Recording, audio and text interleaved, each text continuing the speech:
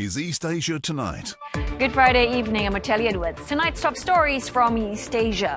Japan's Prime Minister Sanae Takaichi has dissolved the lower house, officially triggering a snap national election on February 8th, aiming to convert soaring approval ratings into a stronger mandate. South Korea has repatriated 73 citizens accused of running online scams in Cambodia, its largest such return yet. They landed in Seoul this morning and were immediately handed over to police. China and the Philippines have launched separate rescue operations after a cargo ship capsized in the South China Sea. 17 Filipinos were saved. 2 later died, while 4 are still missing. And the Bank of Japan keeps interest rates steady while sticking to hawkish inflation forecasts.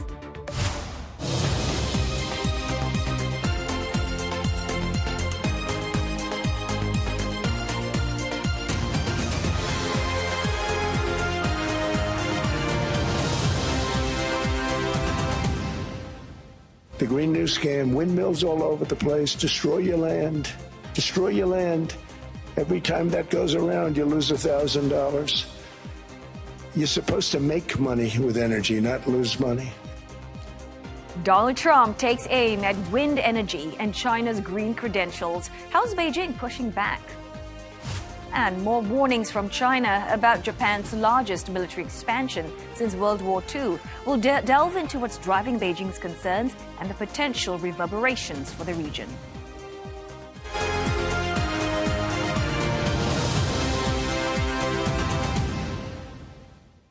Japanese Prime Minister Sanae Takaichi has dissolved the lower house of parliament, paving the way for a snap election on 8th of February. The move comes just 3 months into Ms. Takaichi's term as the nation's first female premier. Well, she's seeking to bank on her popularity to help the ruling Liberal Democratic Party regain ground after major losses in recent years. The CNA's senior correspondent Michio Ishida has more. Lawmakers gave a traditional rallying cry after the Speaker of the lower house read out a document officially announcing the dissolution. 465 seats in the lower house, the more powerful of Japan's two-chamber parliament, will be contested in the February election in constituencies and under the proportional representation system. The snap poll is Prime Minister Sanae Takaichi's first major political test since becoming premier in October. Before the dissolution, her ruling Liberal Democratic Party and its coalition partner, Japan Innovation Party, held a slim majority. Ms. Takaichi hopes to expand that majority in the coming election. But opposition leaders have criticized her move to call a snap election, saying it would delay implementation of a $115 billion budget needed to fund key economic measures that the government passed in December. Ms. Takaichi has countered that view, highlighting a reduction in the provisional tax on petrol, subsidies for utilities, and cash handouts for families with children set to be delivered by March. This week, Ms. Takaichi announced she planned to suspend the 8% sales tax on food items for 2 years, echoing proposals by rival parties. Her ruling LDP is also campaigning on the platform of a stronger national security framework and tighter immigration control. Its lawmakers will face competition from the largest opposition Constitutional Democratic Party, which last week announced it would join forces with LDP's former coalition partner, Komeito. Japanese media have reported that more than 170 of their parliamentarians have decided to be part of the new party known as the Centrist Reform Alliance. The lower house polls are taking place just slightly over a year after the previous election, which saw the LDP lose ground amid a slush fund scandal. Official campaigning will begin on Tuesday and take place over 12 days, the shortest in post-war history. Michio Ishida, CNA, Tokyo. South Korea has repatriated dozens of citizens accused of running online scams in Cambodia, the largest group returned so far. The 73 South Koreans landed in Seoul this morning and were immediately handed over to the police. CNA senior correspondent Lim Yoon-suk with this report. The suspects arrived on a chartered plane at South Korea's Incheon International Airport, where more than 180 police officers were deployed. The South Korean suspects, 65 men and 8 women, are accused of scamming some 1,000 fellow Koreans out of nearly 50 billion won, about $33 million. Among them, 15 suspects alleged to be involved in deep-fake romance scams were caught through a joint operation by South Korea's Transnational Crime Task Force. Authorities said they have been in close coordination with Cambodian authorities, holding more than 10 video meetings and sending delegations to negotiate the arrests. 이번 송환은 현지에서의 정보 수집 및 검거, 송환 절차에 이르기까지 경찰청은 물론 국가정보원, 외교부, 법무부 등 국내 관계기관과 캄보디아 당국이 긴밀하게 협력하여 이뤄낸 성과입니다. 2 high-profile suspects previously released from Cambodian prison last year and allegedly having undergone plastic surgery to conceal their identities were also repatriated through formal extradition procedures after months of negotiation. They were part of a broader crackdown in Cambodia, where about 260 South Koreans have been detained in recent months as President Lee Jae-myung's authorities target sprawling scam compounds. 우리가 지금 전 국가 역량을 동원해서 이런 걸 보여주려고 하죠. 대한민국 국민에게 가해하면 그 이상을 잃는다. 분명하게 보여주려고 합니다. 지금 국정원이 지금 현재 상태로는 아마 상상하기 어려운 규모로 대응하고 있습니다. The crackdown comes after public outrage last year when a Korean student reportedly died while being forced to work at a scam center in Cambodia. Authorities there said he had been tortured and beaten. After this week's transfer, around 60 South Koreans are still believed to be detained in Cambodia, and further repatriations are expected. South Korean officials estimate up to 1,000 South Koreans may still be inside scam centers there, some as suspects, others possibly as victims. Im Yeon-suk, CNA, Seoul. Now, China and the Philippines have launched separate search and rescue operations after a cargo ship with 21 Philippine crew aboard capsized at the disputed Scarborough Shoal in the South China Sea. Well, 2 sailors have died and 4 are still missing. The Chinese Coast Guard said 17 people were successfully rescued, but that 2 later died. The search for the missing is still ongoing by Chinese and Philippine maritime authorities. Contact was lost Thursday night with a Singapore-flagged vessel that was on its way to Guangdong province in southern China. While additional search and rescue efforts are underway for the unaccounted sailors, capsizing took place in a region known for being a flashpoint in disputes between Chinese and Philippines over sovereignty and fishing rights. Both countries claim the maritime feature and have had multiple standoffs in the contested area. On Tuesday, the Chinese military said it drove away a Philippine aircraft for what it says is illegally intruding into airspace over the atoll. South Korea has pushed back against U.S. accusations of discrimination against e-commerce giant Coupang. Prime Minister Kim Min-seok told American lawmakers during his visit to Washington that ties between the two countries are based on trust, and there is absolutely no discrimination against the U.S.-listed firm, currently under investigation for data leaks that caused billions in losses. While Mr. Kim was responding to accusations by Green Oaks and Altamira, 2 major U.S. investors who say that Seoul is mounting a campaign against Coupang. Well, they have petitioned Washington to investigate and to consider trade remedies. Now, the investors have also filed arbitration claims under the U.S.-Korea Free Trade Agreement, saying that Seoul's actions wiped out billions in value. Coupang, which generated most of its value in South Korea, disclosed last November that data from about 33 million customers in an East Asian country was compromised, triggering public backlash, government probes, and multiple lawsuits. A time now for a short break, but coming up next on East Asia tonight, a record year for share sales, but warning signs are flashing. Chinese regulators move to tighten oversight of Hong Kong listings. And TikTok's future in the U.S. is now settled. A deal has been sealed, putting the platform under a majority American board. Details in a bit.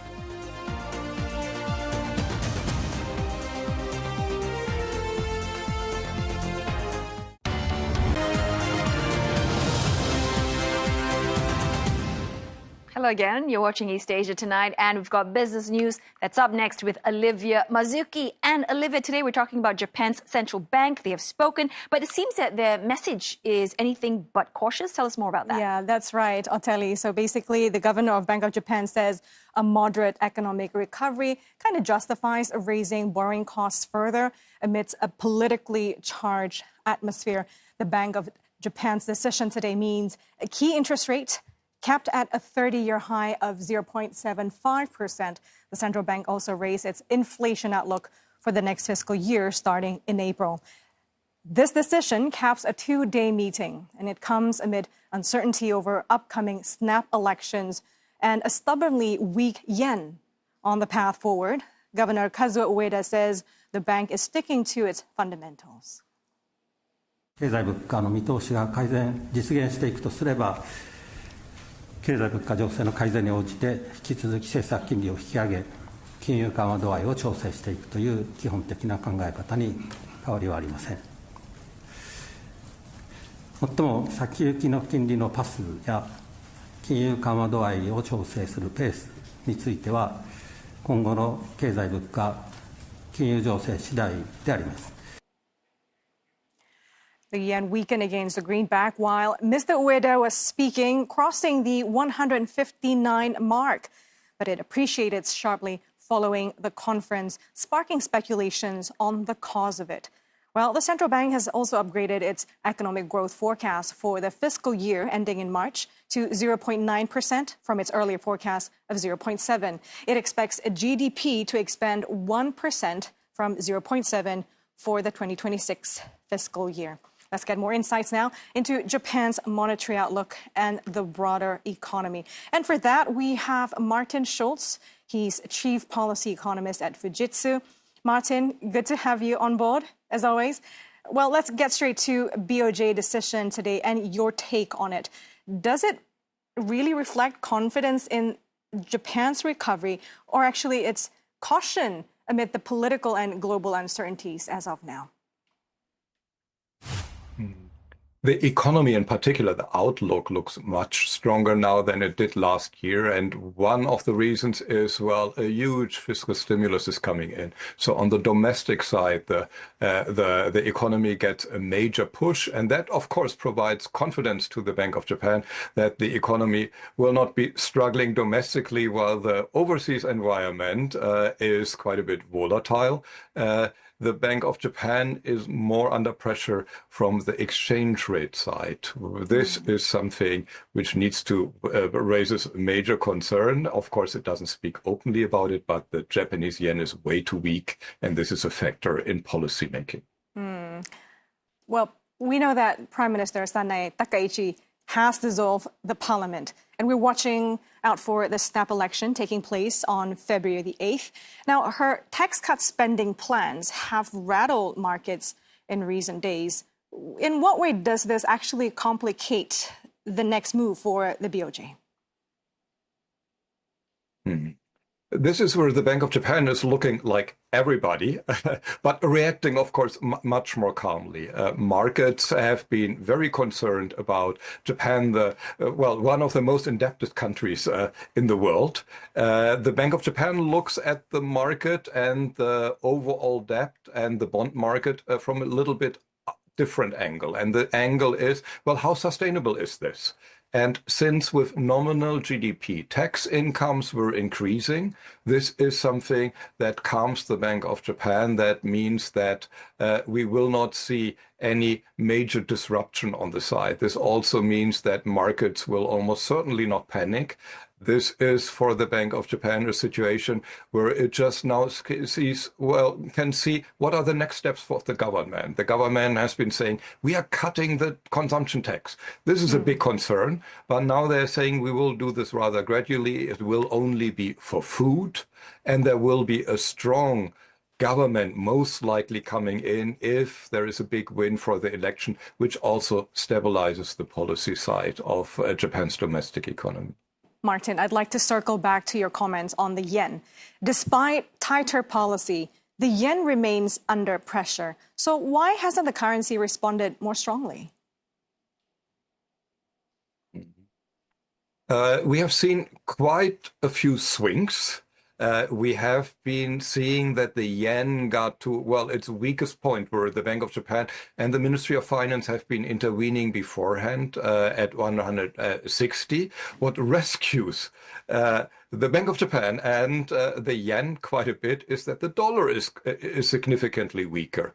And with major concern about policymaking in the US, about the international outlook, Japan, as its continued safe haven role, has a bit support here. When we look at the euro-yen rate, we see that the Japanese yen is still weakening, and this is a major concern. So the Bank of Japan sits ready to increase interest rates further, for perhaps pulling their schedule with further interest rate hike forward if necessary, and it might be necessary when the Japanese government is pushing, too much on the pedal with more fiscal spending. Then the Bank of Japan would probably increase interest rates before the summer, quite possible. So I believe that the Japanese yen will not weaken too much from here, because the Bank of Japan seems ready to not only intervene, but also to increase interest rates if necessary.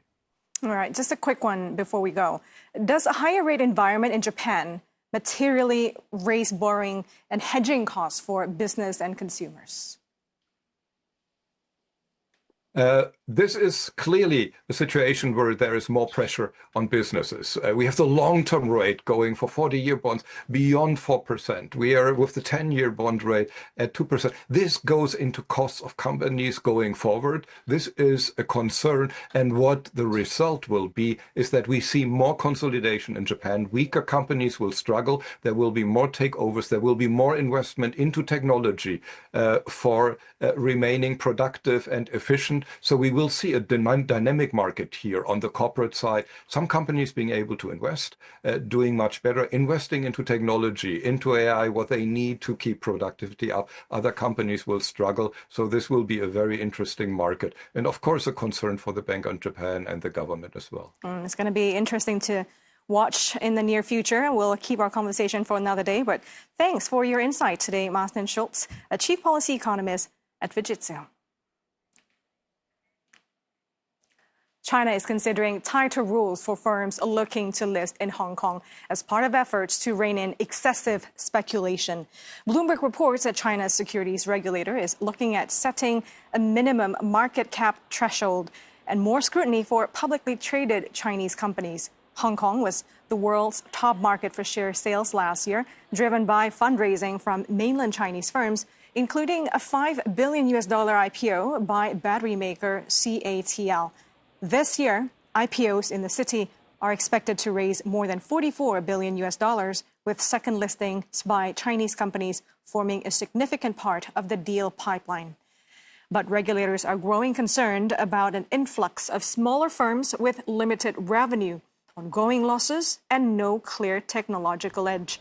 More than 350 companies are currently waiting to list in Hong Kong. That is according to Exchange Chief Bonnie Chan.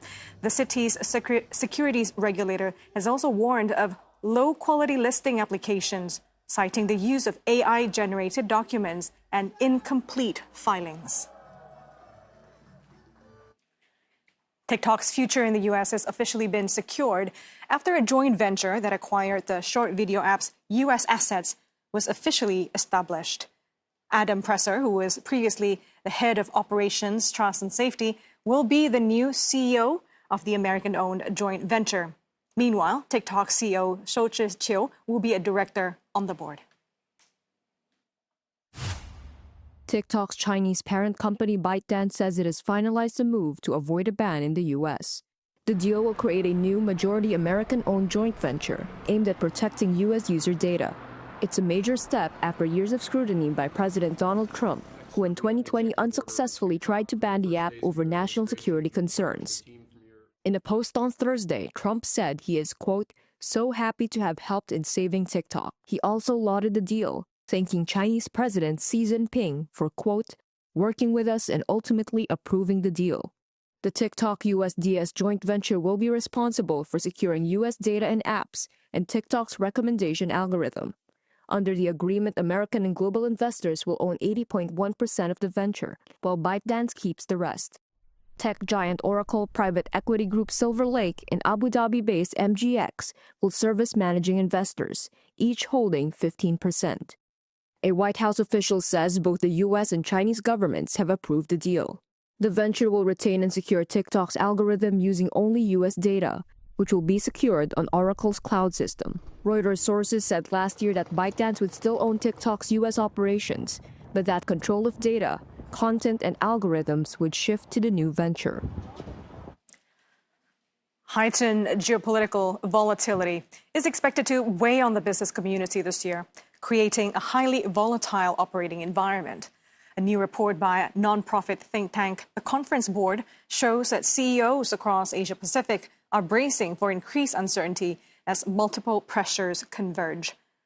Business leaders cite rising geopolitical tensions, fragmented regulations and trade disruptions, plus rapid advances in AI and acute labor challenges. Vulnerable supply chains, shifting consumer behavior, and policy uncertainty are also changing how companies plan for growth.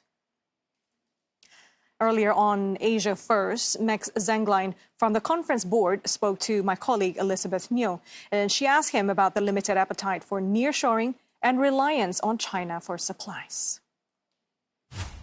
It's just unbeatable competitive, not only in terms of the ecosystem that they present, but also in prices, which means any decision for companies to diversify comes with additional costs.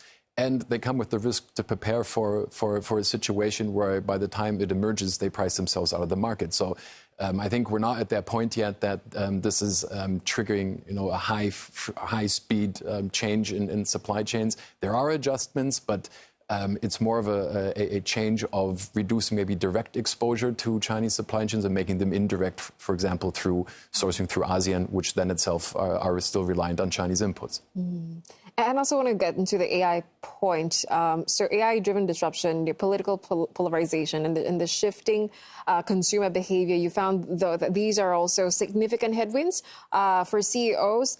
What do you think poses the biggest challenge when it comes to strategic planning? And on the topic of AI, I mean, this is the year where there's a lot more talk on, wanting to see the results, the ROI. What happens if these ROIs fail to materialize meaningfully? I think especially in AI, we're moving from a hype to a period where the companies want to see results. And especially in this period of uncertainty, investments need to be very strategic. And I think it's about making the right choices and also preparing the environment within the company to enable them to actually measure these results. And this is what we're very clearly seeing in our survey, what CEOs are demanding. Well, that's all I have in business for you, Ottilie, for this Friday night. Thanks very much for that report, Olivia. Appreciate that. Okay, on that note, we're going to zip out for another break now. But coming up on East Asia tonight, Europe's push to mend ties with the U.S. after Donald Trump backs down on proposed tariffs over Greenland. And Chinese state media urges a thaw in China-EU ties amid the bloc's rift with the U.S. over the self-governing Danish autonomous territory.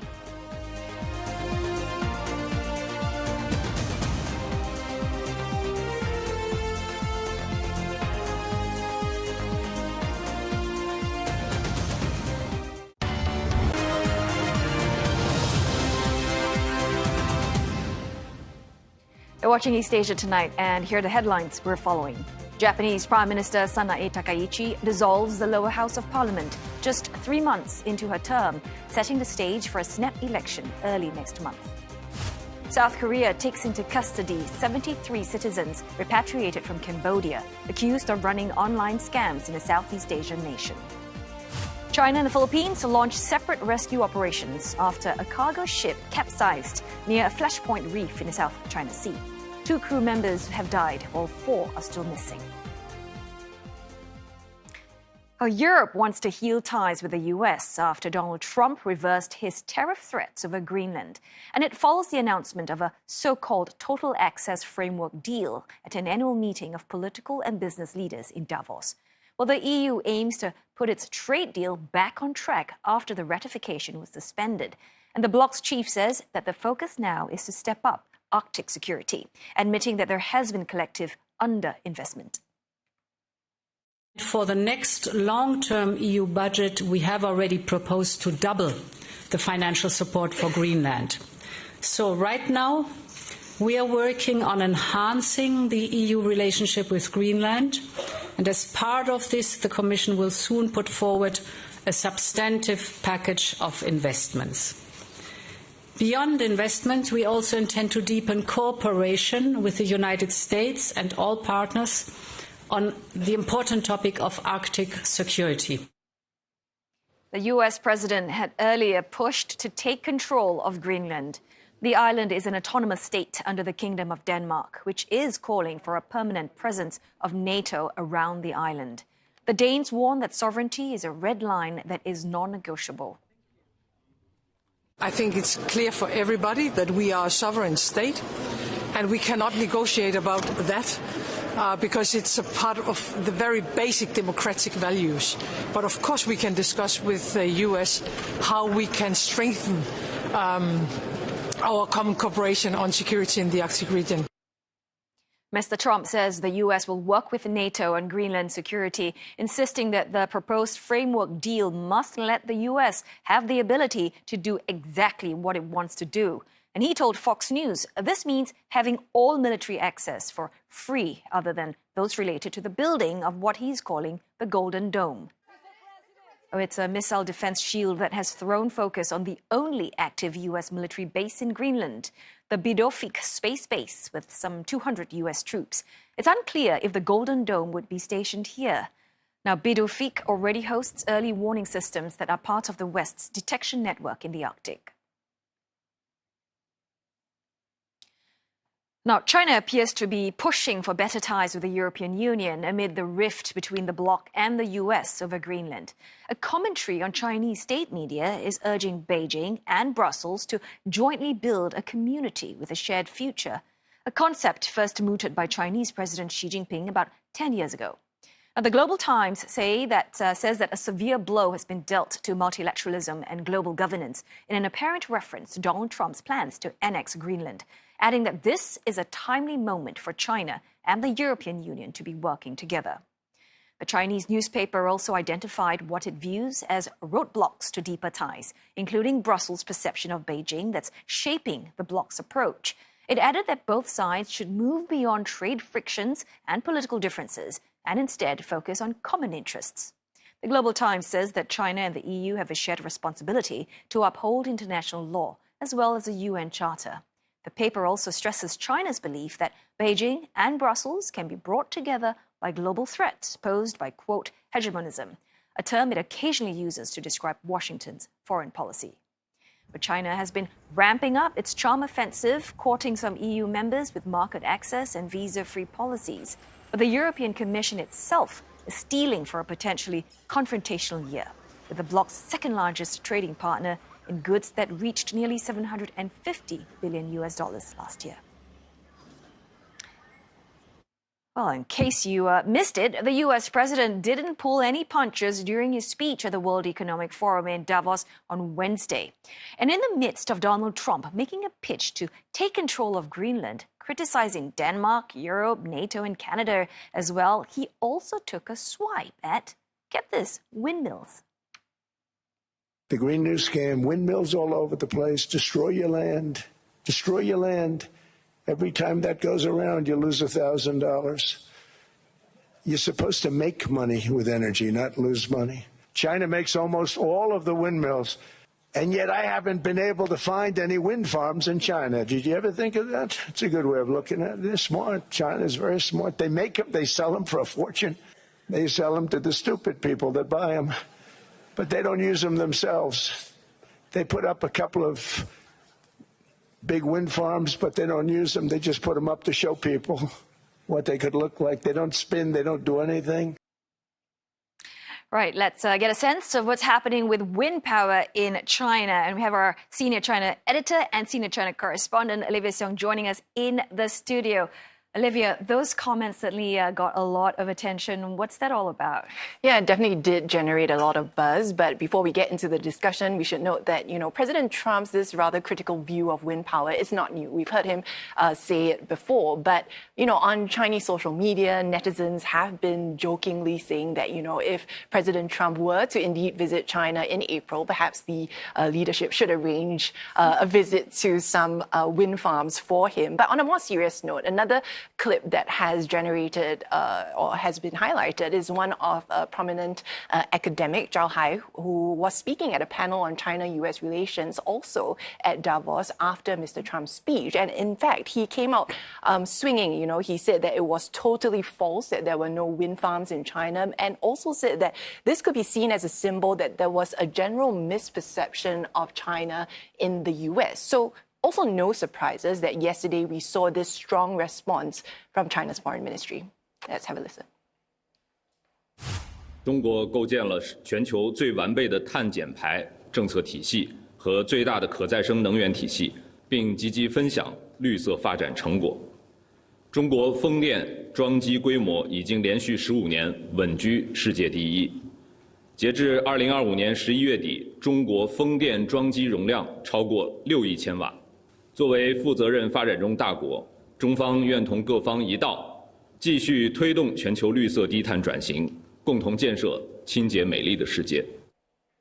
So China hitting back very strongly against Trump's comments and what he said. But Olivia, just give us a sense of what's actually happening on the ground. Yeah, we just have to look at the data, right? So China has said that in terms of its installed wind capacity, it's been leading globally in the last 15 straight years. And by the end of November 2025, that exceeded 600 gigawatts. And I just want to pull up this chart that we have here. It's based on last year's report by the Global Wind Energy Council. And you'll see that China's new wind installations in 2024 and its total capacity actually leads globally by, in fact, a lot, ahead of the US and Germany. The second metric that we're looking at is power capacity. When it comes to that, China's wind generation in 2024, get this, made up 40% of what the entire world generated with wind power. So even in my reporting time in China, we have seen and filmed wind turbines in many parts of China. You see them in large-scale wind farms in its northern and western regions like Xinjiang, Gansu, and in the north as well, in Inner Mongolia. There's open land there and there's strong wind. We also know that China is very big on offshore wind. So in its coastal provinces, I've been to Jiangsu, spoken to wind turbine makers and seen wind turbines being installed there as well. We also see that in another coastal province in Guangdong. And now there are also new reports of flying wind farms in Sichuan province, and that's generated a fair bit of buzz because netizens have compared that to, an alien spaceship that they've seen in the movie Big Hero 6. Well, that sounds like next level sort of technology. But yeah, the numbers certainly speak for itself. But I want to touch on the other part of Trump's comments, which he basically talked about the selling of windmills. What do we know about that?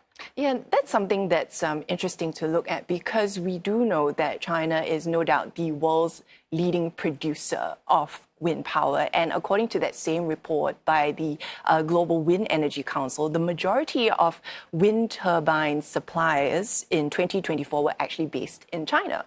So you would think, where does all that installation go? But 94% of the installation was in China as well.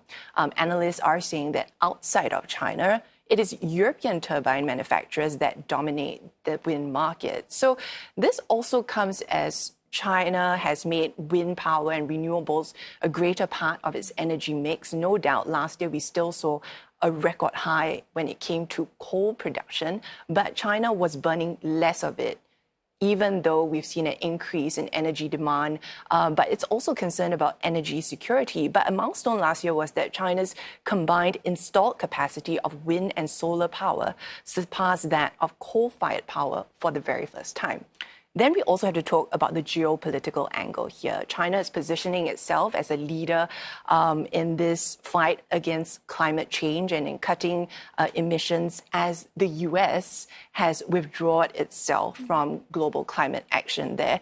We saw China, President Xi announcing new climate targets to reduce non-fossil fuel energy consumption and to massively expand even more solar power and wind power capacity.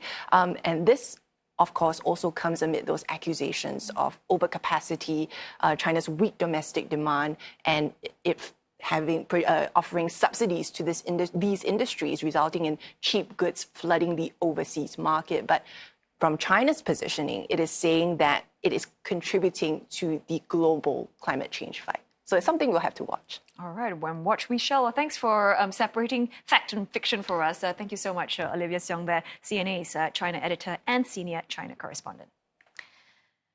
All right, U.S. President Trump is again touting his great relationship with his Chinese counterpart, Xi Jinping, as he confirms that he will be visiting China in the coming months. I'm going in April. He'll come toward the end of the year. And I look forward to seeing President Xi. I've always had, his wife is fantastic. He's an amazing guy. And I've always had a great relationship. President Xi of China. Always had a great relationship with him. It was a very strained relationship during COVID. But now it's an excellent relationship. Mr. Trump also says ties have improved after China bought large quantities of U.S. soybeans.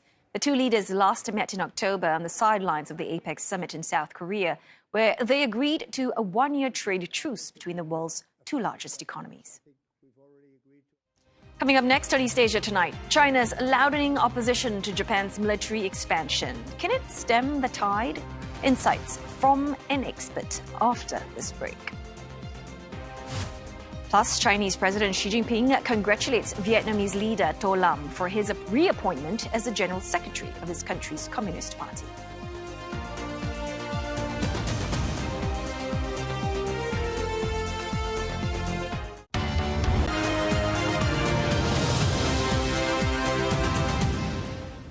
China is intensifying calls on the global stage in a bid to thwart what it sees as Japan's return to militarism. Now, citing concerns over Tokyo's increased defense spending and growing nuclear ambition, the Chinese envoy to the UN Security Council just this week urged a united front to safeguard post-World War II international order to prevent Tokyo from going down the path of militarism. Last month, Beijing also criticized Tokyo's record $58 billion defense budget for fiscal 2026. Chinese officials then described the move as part of Japanese right-wing forces' motive to remilitarize the country. Tokyo has also separately reaffirmed a pledge never to possess nuclear weapons after one of its senior officials suggested otherwise. Now, Beijing's assertion that Tokyo is deviating further from peaceful development comes amid an ongoing diplomatic row between the two nations over Japanese Prime Minister Sanae Takaichi's remarks on Taiwan. Well, Ms. Takaichi, in November, openly stated that China's potential attack on the island could trigger a military response by Tokyo, prompting anger from Beijing. China claims Taiwan is part of its territory and has not ruled out using force to bring it under its control. For more on this, let's bring in Chong Jia-in, Associate Professor, Political Science, National University of Singapore, and also a non-resident scholar at Carnegie, China. Thanks, Dr. Chong, for joining us this Friday evening. So let's just start with the big picture. I mean, if China is already much stronger than Japan's military, why do you think China still worries about Japan building up its forces? So I think this goes back to what you had alluded to earlier. I mean, it's basically part of this current spat between the PRC and Japan. If you look objectively, even though Japan has increased its military spending and its military are both dwarfed by that of the PRC. So I think my read of it is really a PRC effort to sort of put Japan in a negative light as they go and continue with the spat. So the word remilitarization, Beijing has used that phrase a lot, so let's just pin it down for us. What does it actually mean in real terms? And what sort of changes do you think would make China say, you know what, you've gone too far?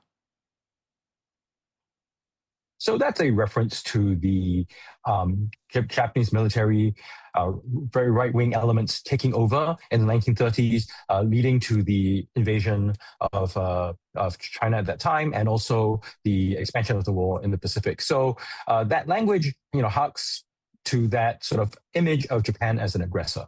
So what it actually means in practical terms right now is basically whatever Beijing wants it to mean, because we don't see those same sort of dynamics that we saw in the 30s. And I would also say that for the PRC, what militarism is, how Japan features in the nationalist rhetoric changes over time. So in the 60s and 70s, Mao had actually on some occasions thanked Japanese politicians for the invasion because it helped propel the CCP to power. And that, of course, changed quite a lot in the 1980s as the domestic dynamics changed. So the point here is that what militarism is and then what militarism now means is somewhat flexible. So at this point now, is it really about Taiwan scenarios? I think it's really about a sort of view from the PRC that Japan, together potentially with the US, could complicate its efforts to be more dominant within the first island chain, which would include Taiwan. But from Japan's side, as it sees the PRC getting a more and more powerful military, it too is fearful that its trade lines, its telecommunications could be choked off. So there's a bit of a security dilemma between the two sides. Neither trust the other, and they both have reason to see the other as being potentially working against their own interests. And also, Dr. Chong, a lot of people are asking, is this really about hardware or is it about who's in charge? In other words, is Beijing reacting to Japan's capabilities or just the fact that Prime Minister Sanae Takaichi is leader of Japan right now?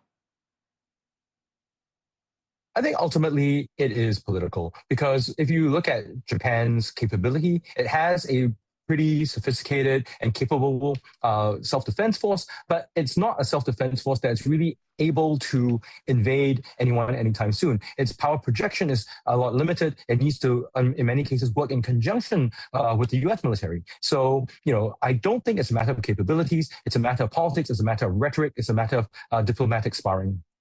Okay, and also, of course, Japan's snap election, that sort of adds another layer here. Ahead of the election, do you see China in any way maybe ramping up military signaling, while Japan is voting, or perhaps, or holding back?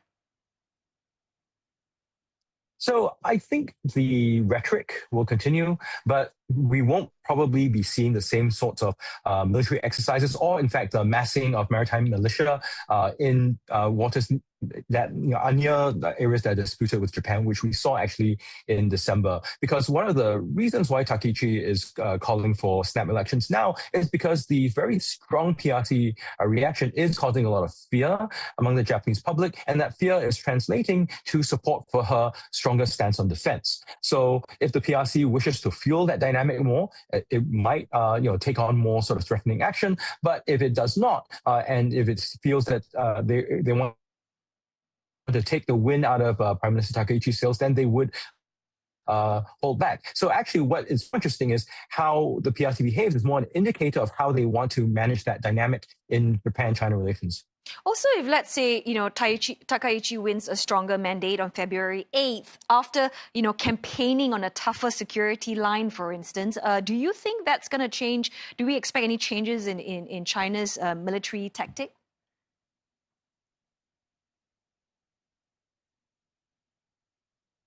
So after the election, if the PRC believes that, trying to hold back for a while doesn't really work, they could come back more forcefully to see if they can get the Japanese to back off. So far, the Japanese government has been doing this sort of very no-drama approach. They've said what they did. They're not doing anything additional. And I think what they intend to do in that case is to make the PRC look like they are overreacting. But the PRC may believe and may have domestic reason to want to look like they're stronger. All right, many thanks for your time and thoughts. Chong Jia-in there, Associate Professor, Political Science from the National University of Singapore. Chinese leader Xi Jinping has congratulated Vietnam leader To Lam following his unanimous reappointment as party general secretary for a second 5-year term with the country's ruling Communist Party. Well, the decision was made by 200 members of the party's Central Committee, who were elected by some 1,600 delegates. He is reportedly looking to consolidate control of the Communist Party and is seeking to assume state presidency as well. To Lam was first named to the post in August 2024 and had launched sweeping reforms in his brief term, expanding the powers of the police ministry and tightening security. Only the General Secretary's position has been confirmed at this stage. The other top leadership roles of President, Prime Minister and Chairman of the National Assembly will be announced later. And the party is set to conclude its 5-yearly National Congress earlier than planned. The government says the Congress will end today instead of Sunday. And CNA senior correspondent Leong Wai-kit is tracking developments from Hanoi. He tells us what's the party's immediate priorities.